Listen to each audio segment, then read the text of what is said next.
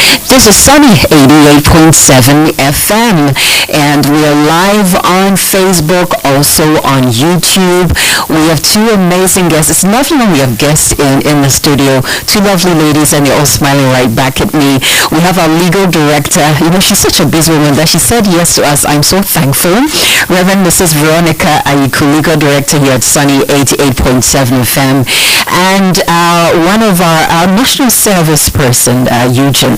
He had been going on and on about a lady we needed to meet and speak with, so I guess we have to acknowledge him for bringing us Estella Metal, who's an associate member, Institute of Chartered Accountants, Ghana. She's also joining us this morning. Of course, my co-host is right here with me. I was trying to escape from this interview, but we said no.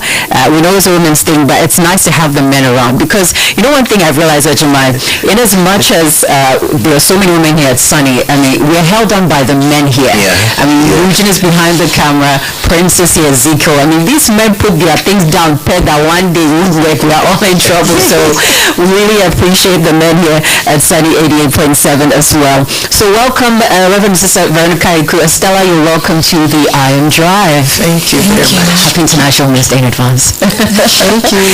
So you know the stories we shared with you all earlier, we've shared with them. They are going to let us know who they are selecting for their Woman of Impact by the end of the interview. We're going to start off with Mrs. Veronica, Reverend Mrs. Veronica Ayiku.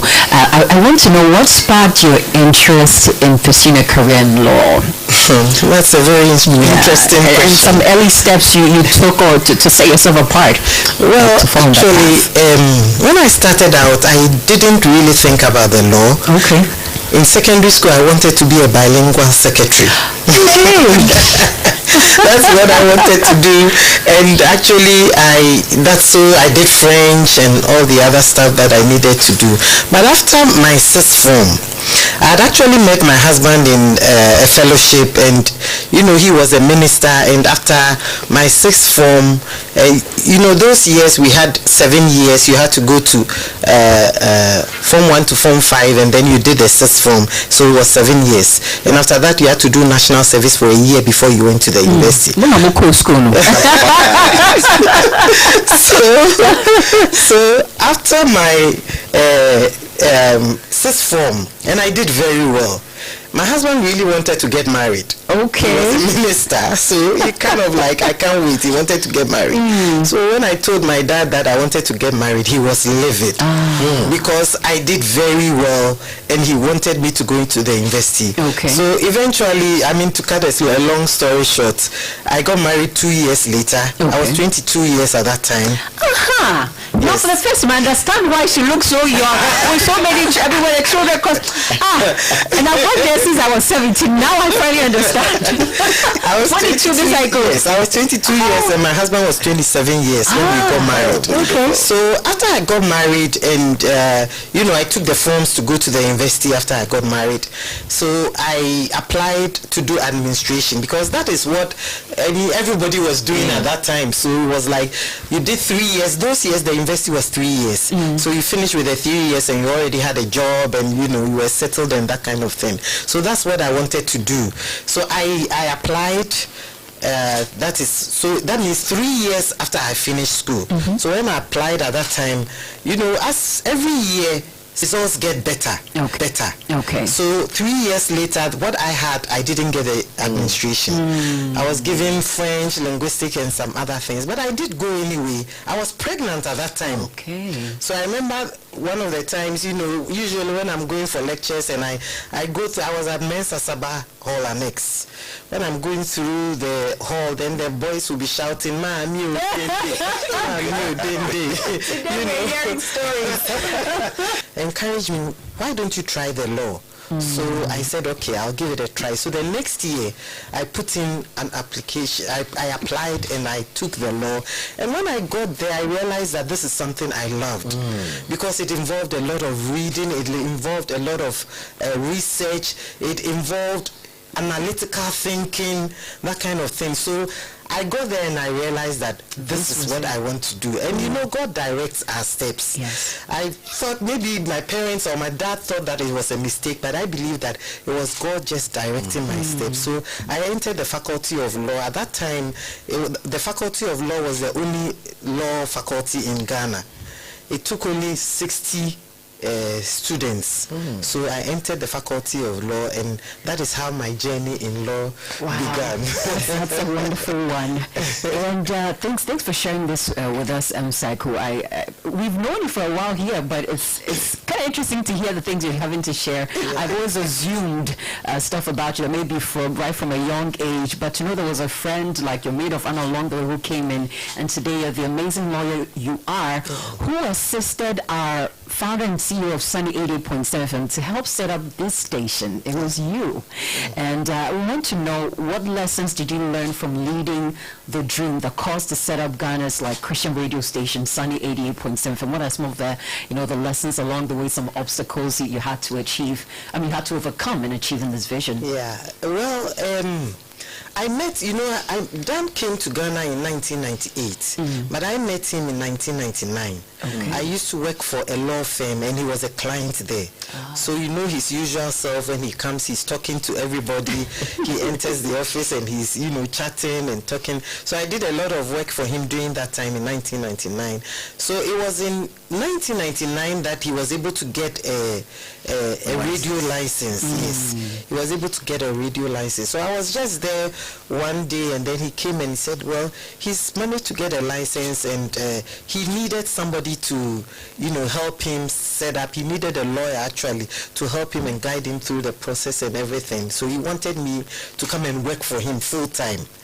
So, I spoke to my boss at that time, and actually he didn't encourage me, because he said, these foreigners, when they come, they said they want to do something, and then within a year or two, they packed up and they go back, and then you are left in limbo and that kind of thing. But, after praying about it and, talking to him and looking at the desire, his heart for the gospel, his heart to have the gospel across this nation, I decided that, well, let me give it a try. If it doesn't work, I can just, go back and do something else. So we began this journey, and it wasn't an easy one, I can tell you, because at that time the regulatory framework for radio wasn't really well developed, because private radio stations had just about begun.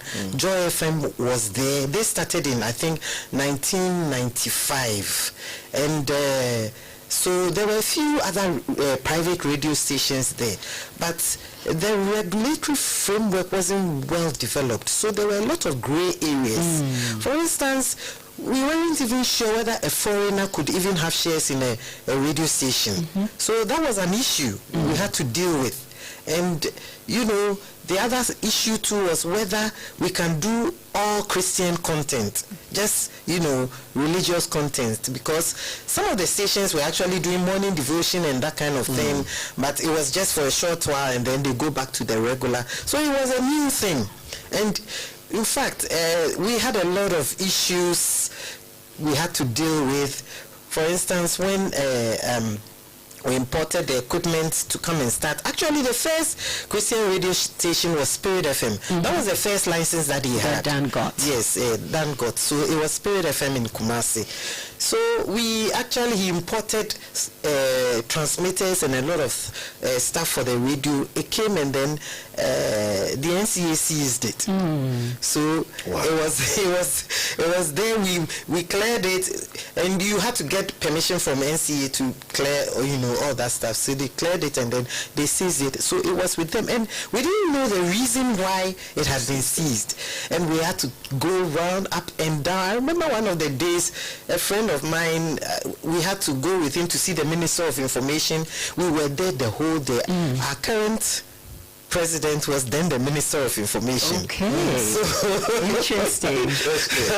We were there the whole day from morning. He wasn't around. We had to wait. Eventually, when he came, he was busy doing other things, so we didn't even see him. I mean, it was so frustrating, because you don't know what you don't know what the problem is. So it was kept there for about 6 months. Wow. Before eventually it was released. I still don't know why the so many years was seized until now. But some of the things that I learned, one of the things that I learned is that you must be resilient. You need patience.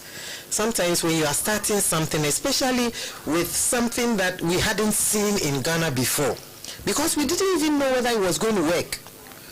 All the stations were doing the normal format, but we were going to do something just Christian, and we didn't know whether it was going to work, and we didn't even know whether it was even allowed, because according to the laws, a religious body could not be authorized to run a radio station.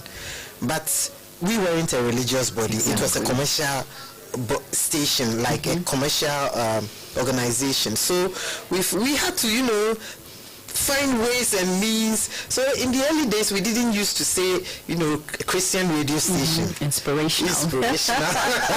Because you had to kind of, find a way to go about it. So the challenges were many, but we had to how be far the Lord has brought us. This is how far the Lord has brought us. From one station, now we have 3 Christian radio stations, and we set the trend for other stations to even come up, because they didn't think that it was possible for a Christian station to survive.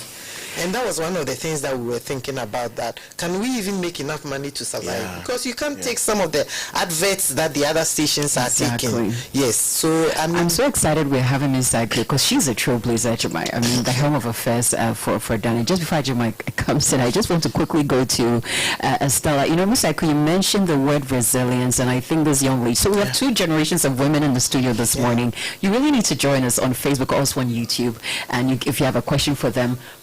Sunny TV. We're live on Sunny TV as well. You can watch us.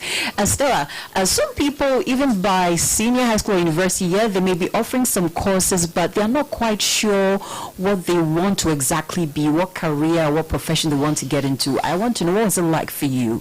By what age were you setting that this is what I want to do, and your mind was on it? Can you share that with us? Okay, so with me, back in JHS, when I had to choose the course to do in SHS, my parents wanted me to read science, but I had no interest in reading science. So I needed to speak to someone to make sure that the decision I was taking was right. So I spoke to my RME teacher in JHS. I told him I wanted to read business in the senior high school. And he even told me that I can go ahead with that and even become a chartered accountant. That was my first time hearing that, so I had to go and check the dictionary for what that was. And when I got to the senior high school too, I went to Brig Girls. When I got there, I had the privilege of sitting by someone who also had the same idea. So she shared it with me. We were even planning how we were going to go about it, though we didn't know what to do, but we were just talking, young ladies. So she spoke to me about it. So that also reinforced that goal in my mind. So that's how come I got to know what I wanted to do. Yes. Ajimai. Oh, please. No, continue. No, Jenny, we want to hear your voice. I'm listening. I'm just overwhelmed. I'll come in. Please go ahead. So Estella, by this time when you had made up your mind, you made a choice of what course to do in the university. Which university did you go to? What course did you select? So I went to the University of Ghana. I was in the business school, and I read Bachelor of Science in Administration. I majored banking and finance. Reason why I majored banking and finance was because I was doing my professional course alongside. I did not want to repeat the accounting. I wanted to do something else. So let's talk about that. How you managed to be pursuing your course you had selected, and then you're also doing the professional course. So with that, it was not easy at all combining the professional course with my degree. It came with so many challenges. I had to sacrifice a lot. There were times that people did not even understand why I was too busy and did not even have any time for other activities. But I knew what I wanted. I was focused. I was determined. So I knew that I had to sacrifice so many things in order to achieve something greater in future. So I knew it was just a temporal sacrifice. I was sowing now to enjoy the benefits of my labor in the future. So I had to sacrifice so many things. And I know you're saying you're focused, you had to sacrifice, but as you're seeing her smiling, was it that easy for you seeing your friends be able to do, because you had to be in 2 different places for 2 different things you wanted to pursue at the same time? It was not easy at all because I had to minimize my social life, the social activities. There were times that my friends were organizing outings. I felt like going, but I knew that I had exams to write and I couldn't afford to fail.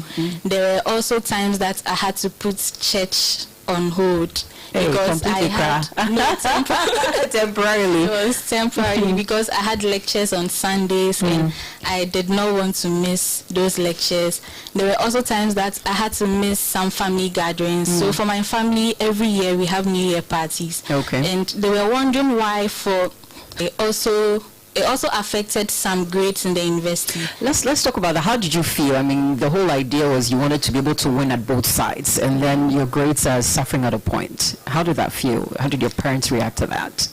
Well, the failure wasn't much. It wasn't that bad. It wasn't that bad. It was okay, but I felt like I could have done much better. But my mother understood. She knew I was combining both, and it wasn't easy. So anytime I complained about getting this particular grade in this course, she just told me that, oh, have it in mind that when you finish, you have 2 certificates, and you even be better than someone who is just doing one and getting all A's in their courses. So that was what kept me going. Would you say you've been a beneficiary of mentorship, people who've been role models who've impacted your journey? If you can share that with us. Yes, so mentorship has sort of been a cornerstone of my journey, because though I had the idea of becoming a chartered accountant back in JHS, I did not know how to go about it. I didn't even know where to start from and all, because I remember I registered as a student in level 100, but I did not take any of the exams because I was scared. I had people who are even more knowledgeable go and write and fail. So who am I, a young lady, to go and write? So it was when I met my mentor, Emmanuel Kelvin Banaman. He's a chartered accountant. I spoke to him about my plans, so he took it upon himself to guide me. So he was guiding me, he was challenging me, he was always reminding me that no dream is too big for me to achieve. He showed me how to go about the exams, how to pass, and even how to combine it with my degree, because he did sing. So I would say that mentorship has helped me a lot. It's been helpful to you. Yeah. Finally, I've convinced Ajamai silently. Okay. To come in. Jenny, I would go back to Mrs. Aiku. Yeah. Over 20 years down the line, you've seen how Sunny has become an epitome. Sunny is a place for women.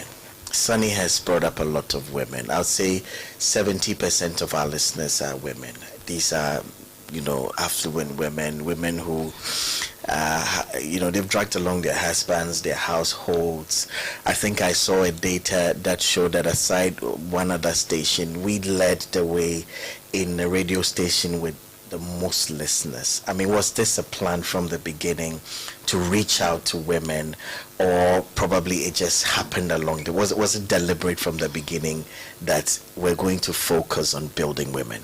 Yes, I think that that was one of Dan's dreams, to reach out to women, because he believed that women had a very significant role to play in society.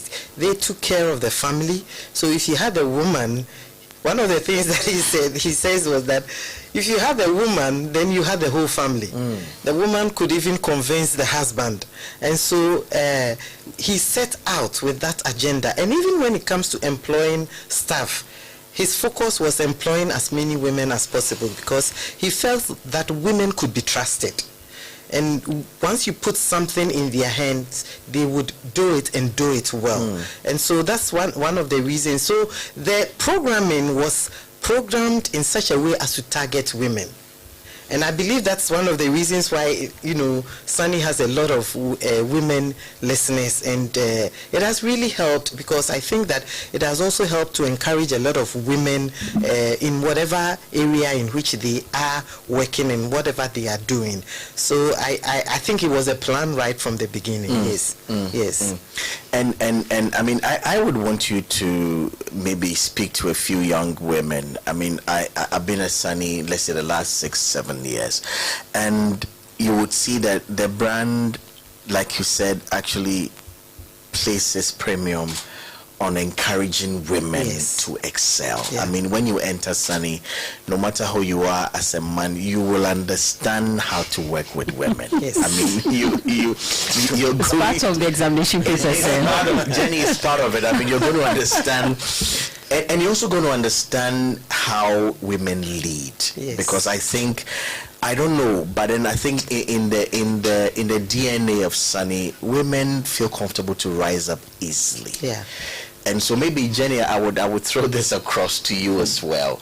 How would you encourage young women who are coming up to be able to stand up for themselves, you know, in environments where men dominate? Because I think I find something with the women at Sunny. They're so comfortable with being in their skin and rising up. It doesn't matter who you are. It's a culture here. What can maybe the both of you say to women out there in trying to rear their heads up at the places where men mostly dominate? Okay, I think I'll let our legal director start and then I'll come in. Yes. All right. When it comes to law, especially, I mean, law is a male-dominated area, Yeah. or at least it used to be. Now there are a lot more women in the legal profession, but it's still, I think, it's still male-dominated. And even when it comes to going to courts, you see more men than women. And there's a lot of bullying in court. Yeah. I can assure Lots you. of putting to somebody. So I think as a woman, you have to be confident. You have to be confident in what you know. You have to be confident in yourself and your ability, and know that, I mean, if you have been able to go through law school, come out as a lawyer, then you should be able to stand and be firm. Sometimes when women are firm and they stand up to, they are resilient, they are strong in the office, strong women, people tend to think that they are bossy, they are some way. Because sometimes a man will do the same thing and He can get away with it. yes, he can get away with it.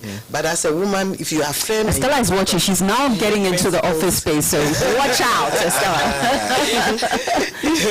you stand on your principles, they think that you know you are too much or that kind of thing. But I think that it's important for us to realize that principles are principles, and it does not matter whether you are a man or you are a woman. We must ensure that you are, I mean, you stand by what you believe in, you stand by what you think is right, and you do what is right. So you need a lot of self-confidence. It's also good to find mentors. Like she said, she was able to get a mentor who was able to help her through the process. It's good to have people who have been through it, people who have had the experience, to learn from them, because we all make mistakes. Sometimes you do certain things and you realize that, well, I didn't do it the right way. You go back and yes, you correct yourself and you do it better the next time. So it's important for us to have mentors, people who will help us. And then also as a woman, if you're able to get to a certain level, help other women to come up. Because sometimes people say that we are our own worst enemies. That's women. Because we tend to, you know, not help other women come up to where we are. So if you are at a certain level in life, help other women to get up to where you are, because as women we face a lot of obstacles. There are so many things that we face that men don't face. For instance, when I was in the law school, when I was at Makola doing my law, I was pregnant with my second child in the first year, and I gave birth about 6 weeks before we went to write the exams. Wow. For the first year exam. And it was difficult. There was a time that even during the period, because I wasn't at home most of the time, I had to come to work. I have to come to school. Somebody was taking care of the child, and I think there was a little bit of, they didn't do so. He started running, and we had to take him to Kolebu. It was during exams time. So I had to be at Kolebu in the night, stay with him throughout the night, and I was there with my company law book, reading company law. By your child. The nurses were so helpful, because they said, everybody would come. I said, I'm in school, I'm learning, I'm writing exams. So it was quite challenging, but we had to do it with a lot of other people. And you know, at the end of everything, they have different prizes, and one of the prizes that they have is the Cecilia Crantiado Prize for the best overall female student. So I won that prize. Yay! So when I won that prize, there was a GBC reporter who came and was doing interviews. So one of the things that she asked me was that, what do I think about, that prize, the fact that they did, and I said that it was very important because the challenges we face as women, it's not the same challenges that the men face. I can just sit here and nod his head, but he has absolutely no idea. No idea. They are so different, you see, and they had the overall best student, and the overall best student, the one who got it was a man. He was a guy he's actually a court of appeal judge now. Wow. So and I'm sure that's the reason why she asked me that question, whether is it necessary to even have the best student for the female. So I was like, yes, it's important because the kind of challenges we face, what I went through, who knows, if I didn't have a child, or I didn't have all those responsibilities as a wife, maybe I could have gotten the overall best. Because I always say, my husband can say, I'm going somewhere, you take care of the children. It's not easy for us women. The kind of thought processes you have to go through, the things you need to consider before you even leave home to travel, that's like a whole course that I still cannot understand. We have some messages. Now I know I shouldn't have been here. Oh no, we love it that you're here. Nana Koku says, greetings to Mrs. Ayiku. Martin Nidako says, please tell Estella, Alex, and Sophia are proud of her. Happy birthday. Okay, this was a birthday message. We'll share that. Blajma, you were asking me, I put a few notes. For me here, I've been here since I was 17. I did my national service here. And I thank God for how far I've come. I'm an old woman now. No longer 17. But I think for me, it's about knowing your goal. Wherever you are, what is your goal? You need to define that, because I think that's what keeps you focused as a woman, or even as a man. And you need to know what value you're bringing to the table, because when that moment comes when a decision needs to be made, there has to be a voice that says, this is what this woman brings to the table. We've heard what everybody says, but this is so important. This value we need, and we need to have this woman on board. And you need to know your work. It's not enough to just say you're a woman, so you should be promoted. I disagree with that. I think you need to bring some value to the table. So know your work, and I think you should do your work well. And also, we should not stop learning from others. I'm very thankful to the people who've mentored me from afar, conferences I've attended. There's some things I'll say I've learned from there that I've not learned from sitting in a classroom or going to the university. It was from attending conferences and working under people like Reverend Mrs. Veronica Iku. So those are a few things that you might like to share from working here at Sunny 88.7 FM. Congratulations, Estelle. So you just graduated. Tell us about your graduation and all. No, but how old is she? Been chartered at what age? So let's get into that, Jemai. So I'm 22 years currently. 22, chartered accountant. Had I taken my books more seriously, I'd have done a chartered something. No, this is fantastic. This is beautiful. So you graduated from the University of Ghana? Yes, so I graduated with first class honors in banking and finance from the University of Ghana. Wow. And I also managed to qualify as a chartered accountant before graduating from the University of Ghana. Wow. Can I give you a hand clap? Yeah. No, I mean... I want my daughter to listen to people like you and Reverend Mrs. That is amazing. That is incredible. Yeah. And I think I should ask you, Estella, what you'd say to young women out there who are feeling that their dreams or visions are too overambitious, and they have people who surround them who are telling them that. What would you say to them? They feel that way, and people around them are also telling them that. What would you say to encourage them?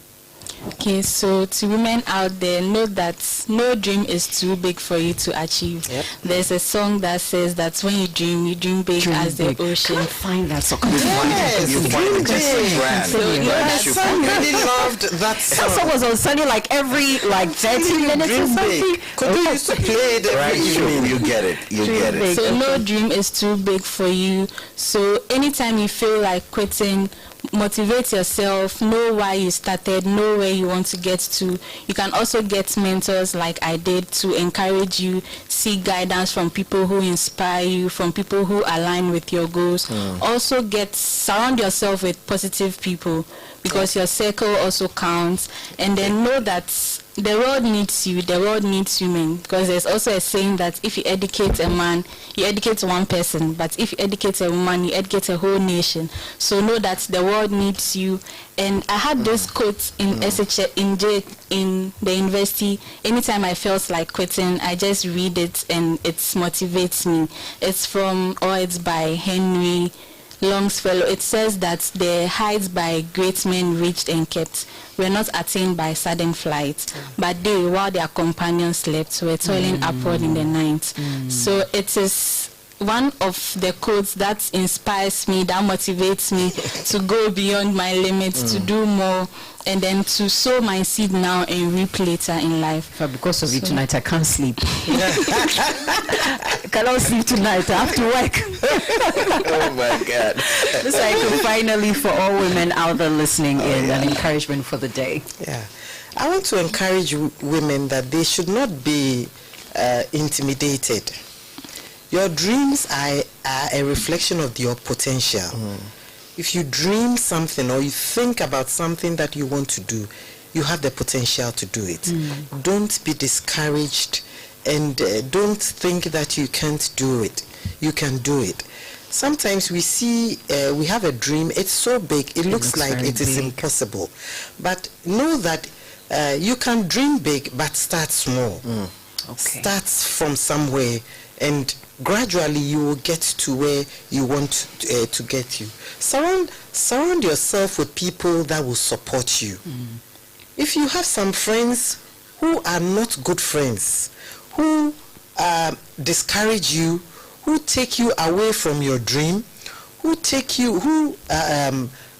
put obstacles in your way, please cut them off, because they will not help you achieve the dreams that you want to achieve. Sometimes we go through failure, embrace failure as a way of growing. The fact that you have failed, maybe you started something and it did not work, it doesn't mean that that is the end. A lot of people have gone through failure. I understand that Edison, the one who did the light bulb, tried it about 1,000 times. So if he had decided that I will give up, we will be sitting in darkness now, or maybe we will be using Osono. So don't give up. Keep learning. Keep learning. Keep learning. Keep learning all the time. In every profession, even in law, you have to keep learning. There's continuous learning every day, because the laws change every time. Sometimes there's a law, this law, the next time there'll be a change. So you have to continuously keep learning. And every time you go through a process, know that it's a learning process. And you must have it in mind and ensure that you continue to learn every day of your life. The moment that you decide to stop learning, that's when you are dying. Take care of your physical and mental well-being. It is important, because sometimes, especially when it comes to the legal area, there is a tendency for people to work and work and work and work and not take care of themselves. So please, you are important to your family, you are important to the people who love you, the people around you. So take care of yourself and celebrate progress. Anytime you make a little progress, celebrate it, and know that this is a step that I have taken, and thank God for taking you through that step. And you know, when she said take care of yourself, here at Sunny, the woman will look up to Mrs. Saiko, because she's much older than all of us. When she steps into the office, She's so beautiful. she looks much younger than all of us younger women. This message says, how do you cut off negative energizers when they are your spouse? And their negative energies keep banging in your head. You know, Jenny, I'll tell Estella, for instance, as young as she is, to make the right decision in the mind. Okay, I think most of it starts from some of the energies. It started from when we were dating. You just overlooked it. Choose the right man so that your future would also be secure. My mom would tell you, say, my mom would always say, and it's true that. But sometimes we saw the decisions we were making, and we went into it. So I mean, she's younger, so I'll take it from that side. That make sure you're choosing the right man, a God-fearing man. You can't be God-fearing and meet somebody who is not. It's very crucial. You know what? Thankfully, Mrs. Aiku is a counselor as well. She wears a lot of hats. We didn't mention that, but I think this question she's able to handle as well. Yeah. For women who have found themselves in that situation now, they want to go far. They have a dream. They have big dreams. They have ambitions. But this man is just not helping them move. And I'm sure you've seen this, Miss Aiku. I'm sure these have come to your desk. Yes, and it's a problem. But to just talk on what Ajima said about making the right decision right from the beginning, I want to encourage young people, like he said, to make sure, because the person you marry defines your future. So it is very important. They have to make sure they do that, because, for instance, when I got married, my husband was so supportive when I had to go back to school. Our son was just about 6 months old when I had to go back to the university and do the law, and he was very, very supportive. I was on campus, so on weekends I would come home. But during periods when I couldn't come home and I had to stay because of exams, he would prepare food and bring it to me. He would? Yes. He would prepare food and bring it to me on campus. On Friday evening, he would bring it so that I can, eat throughout the week. So, I mean, the person you marry, and he has been so encouraging me to go ahead, do this and that kind of thing. So it's very important. Now, if you are already in the situation, that is very difficult. It becomes very, very, very difficult, because the Bible talks about submission and all that, but that doesn't also mean that you shouldn't pursue your goals. It is important, but you have to be able to do a balancing act. You have to be able to balance, and that is so difficult. If you don't get the support. To you.